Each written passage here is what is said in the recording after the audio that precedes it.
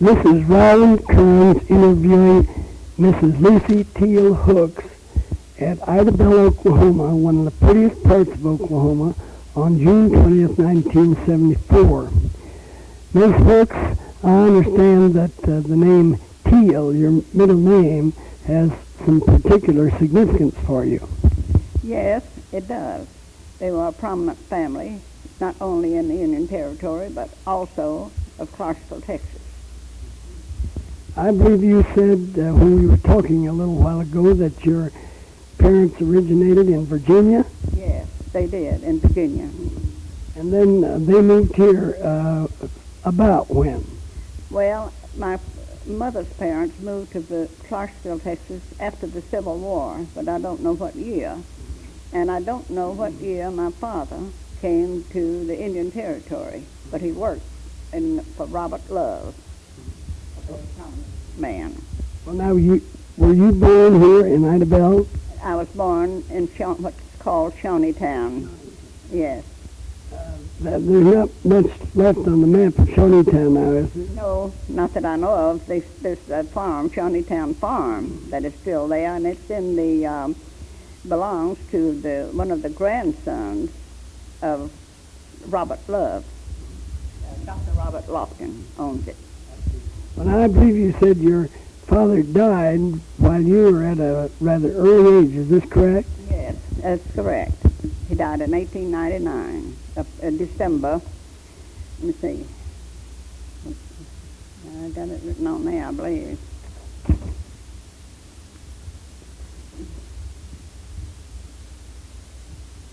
He died in February 1899. Yeah. And then where'd you go?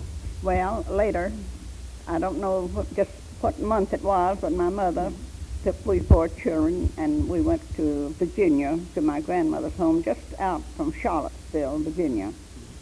And the name of the home was Spring Farm. Of course, I was too small to remember anything about that.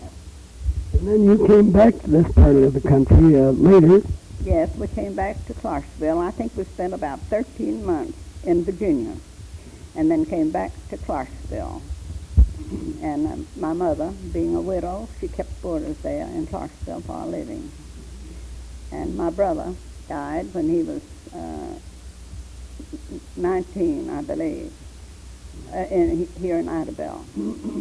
Well, then you came back from Clarksville to Ida Bell about when? We came back in 1909. Can you remember the first school you attended here in Ida Bell? We attended a school that was what we call down in the Grove, where the Gray High School is now located. And our teacher was Professor Perry. And then we went to school there until the school was built where this present school is located, and it was called the high school at that time. And the teacher then was Professor and Mrs. L.N. Gray. They were teachers here. And I went to school until I quit school to go to work for the telephone company. At about 16, you went to work for the telephone company. Well, I think it was earlier than that. I think it must have been about 1913 or 14. About what size would you guess Ida Bell was at that time? Well, really, there wasn't very much to Ida Bell at that time, because the cattle and the hogs, it was all open. Yeah. So it was open range at the time. Range, yes, open range. Well, now, I heard today that Ida Bell has grown to about 9,000 persons. Well, I have a new map of the city that was given me yesterday, and the streets and avenues that I wouldn't know how to find my way around. I presume most of this has come as a result of the Weyerhaeuser Lumber Company? Yes, I think so. Well, tell me about your first job and how you liked it, and if you ever had any irate voices on your phone. Yes, I had plenty. Well, at the time that I started to work, there was just 2 operators, Nettie Post and myself. And the manager of the telephone company was S.B. Callahan, who later put in an exchange at Broken Bow, and his son is operating that exchange over there now. And then I was chief operator, and when the exchange burned, and the booths were put in the Johnson Hotel, which is located down on North Central Avenue, and we only gave long-distance service until the exchange was rebuilt, and at that time it was put over what is now Butler Store. But at that time it was Hazlett and Niedermeyer, and it was upstairs over there, and I worked on until 1921. But I did have a break of about 8 months in my service, because I still have a 5-year service pin. So I was chief operator, and then when one of the managers married, I took her place, and I was manager then until I resigned. And I presume that's about the time you got married. Well, yes, I worked until noon the day I married, the 30th of April, 1921. Now, that is not the Pioneer Telephone Company any longer, is it? Well, it was called the Pioneer Telephone Company at that time, but later the Southwestern Bell.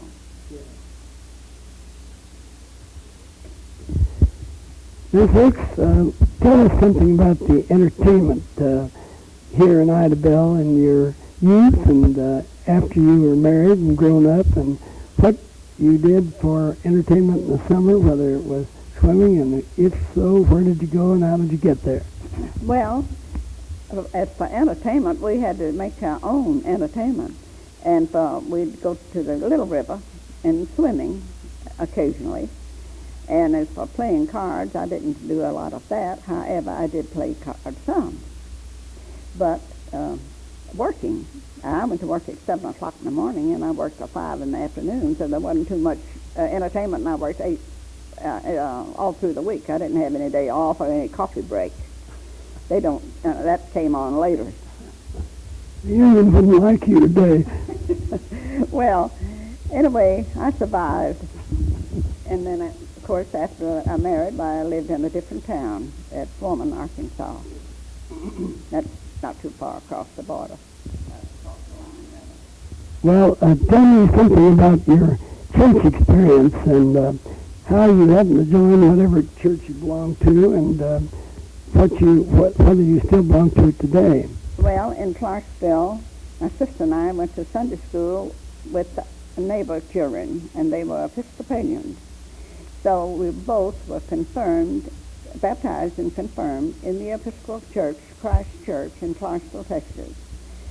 And later, after moving over here, there wasn't any Episcopal Church until, I don't know just what year it was, but we had services in the log cabin at the Gray High School. And our first minister came out of Durant, our first priest, Reverend Wilson. He came, and then Reverend Vern Jones was at Hugo, and he said, I know him very well. I do too. He was at Hugo, and he lived in Hugo, but he served Ida Bell and Antlers until he went to Oklahoma City. That's right. He came to St. John's, which is the church that I went to, and incidentally, he is now up at Woodward, Oklahoma. Yes, we all think the world of Vern Jones. In fact, I have a picture of him, and I have a letter from him every Christmas. Mm-hmm. Well, who is the rector here now? The Reverend Robert Young. He came down here from McAllister. And, of course, we have a very nice church. We have Sunday school rooms and parish rooms. And Reverend Young, Father Young, I should say, he has done a wonderful job, I think, since he's been here. And there's quite a few of the Weyerhaeuser people who are communicants.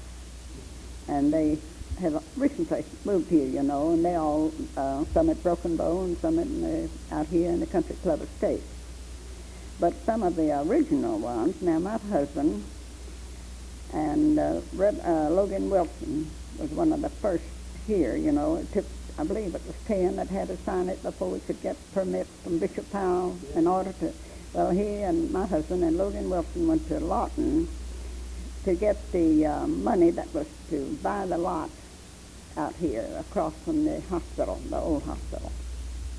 So there was Percy Martin and his wife, Doris. Well, Doris came into the church later, and Robert Martin and his wife also came into the church later. She was one of the first confirmed.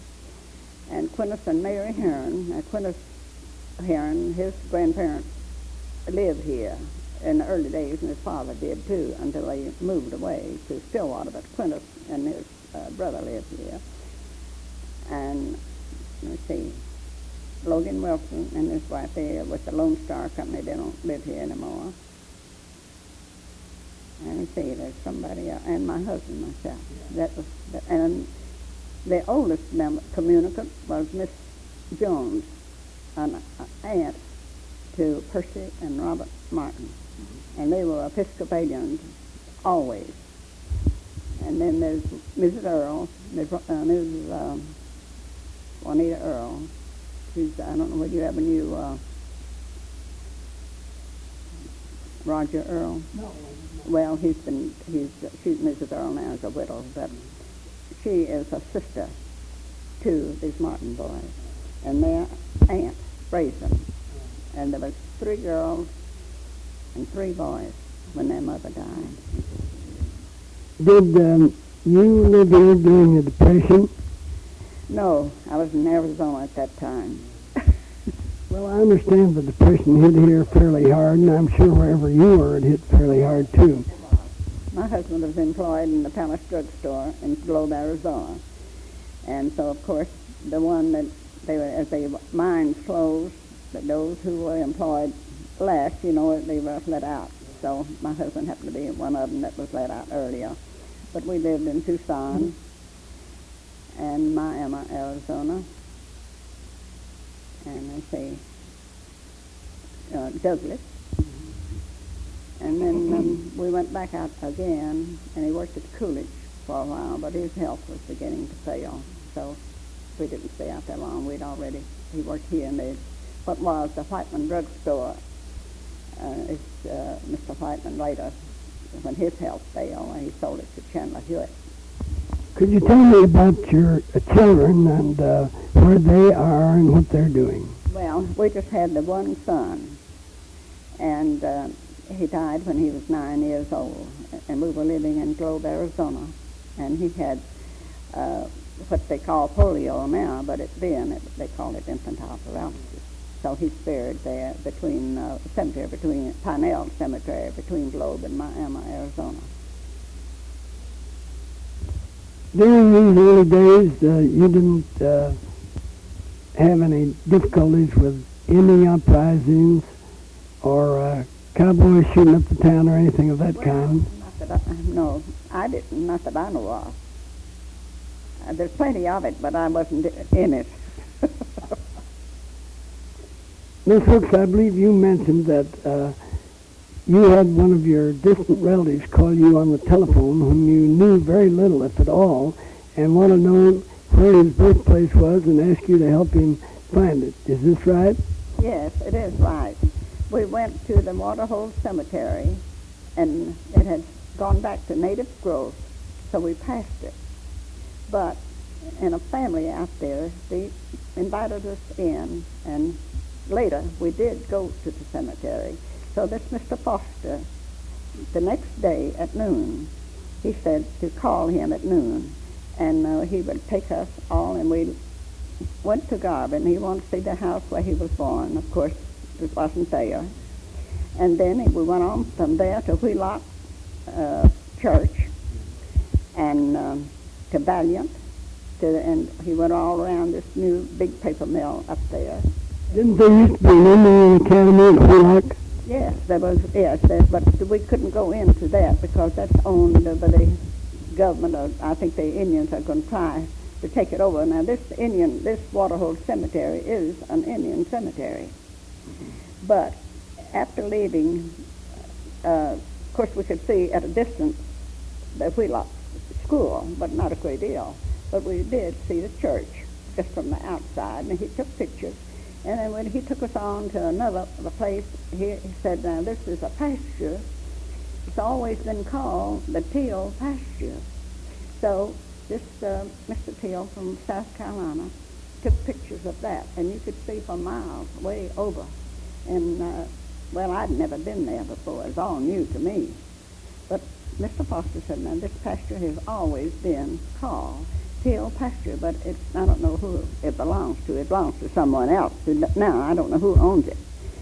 So, leaving there, we went to Valiant, went through around the paper mill up there, and then to Elixir.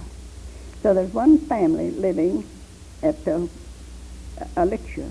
Well, there was another man, too, that accompanied us, but I don't remember his name, that with Mr. Foster, the two of them. But they both knew this boy's father when he was living. And when we went on up to Elixir, he visited with the man up there, and I don't remember his name because he had an accident and he was in the bed. But they went in the room and they interviewed him, and he told Leslie about his father as much as he knew. And he had known him, during his lifetime, because he died at Elixir in 1933. Yeah. So, I believe you said that he adopted him, but he did not change his name. Is that correct? Mr. Woodkirk adopted this boy's father. Oh, I see. Yeah, Woodkirk adopted this boy's father. And he, well, and see, I think I have his age here. Let's see.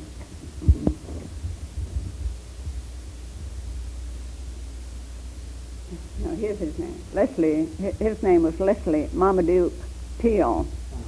And he was born he was born here in the Indian Territory in 1893, and he died in 1933. But his parents separated when he was 18 months old, and he lived in South Carolina. And he's married, and he said that they are restoring his grandfather's home at Bluffton, South Carolina. I think that's a very fine story. Incidentally, does the name Oklahoma Historical Society mean anything to you? Yes, it does. I've tried to attend all of the meetings, and I have a few things that, well, they're not really of any importance except to me, but I do think it's something worthwhile. I really think it's very interesting, and, well, all of the clippings that I think are worthwhile, I pass them on to somebody else. Well, is there any of that information you'd like to read into this tape? Well, would I like to? Yeah. Well, I don't think so. Well, thank you so much, Ms. Hooks, for a very interesting interview, and also congratulations on living in a very lovely town and part of Oklahoma. This is Roland Kearns concluding an interview with Mrs. Lucy Teal Hooks at Ida Bell, Oklahoma, on June 20th, 1974.